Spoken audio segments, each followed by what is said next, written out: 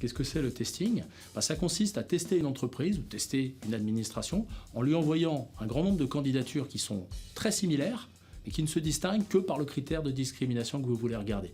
On peut faire des testings sur plein de critères, sur l'adresse, sur les origines, sur l'âge. Il y a des entreprises qui vont considérer qu'un jeune des quartiers n'a pas forcément les codes pour s'insérer dans un collectif de travail.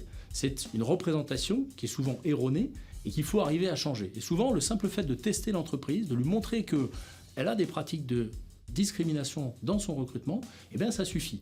Mais il faut aussi parfois aller un peu plus loin et prévoir des sanctions comme la publication des résultats, on appelle ça le name and shame en anglais, faire en sorte qu'il y ait des menaces crédibles, mais en même temps accompagner les entreprises en leur donnant des outils, par exemple leur apprendre que recruter sans CV, ça peut être efficace pour lutter contre les discriminations. Les recruteurs ont souvent tendance à recruter des profils qui leur sont très proches.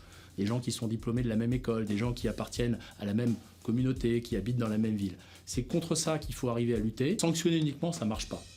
Il faut faire changer les pratiques et la sanction peut aider à faire changer les pratiques. Et donc, avant de publier les résultats d'un testing, on va donner quelques mois à l'entreprise pour définir un plan d'action qui va montrer qu'elle change ses pratiques. Un marché de l'emploi idéal, c'est un marché dans lequel tout le monde a pris conscience de l'existence des discriminations. Il y a beaucoup d'entreprises qui n'en ont pas conscience alors même qu'elles ont des gros problèmes de recrutement. Donc ça, c'est un premier élément très important, c'est la prise de conscience. Ensuite, c'est un marché dans lequel il y a des opportunités pour tout le monde. C'est un marché dans lequel on crée des emplois en plus grand nombre qu'aujourd'hui. C'est un marché du travail qui offre beaucoup de solutions.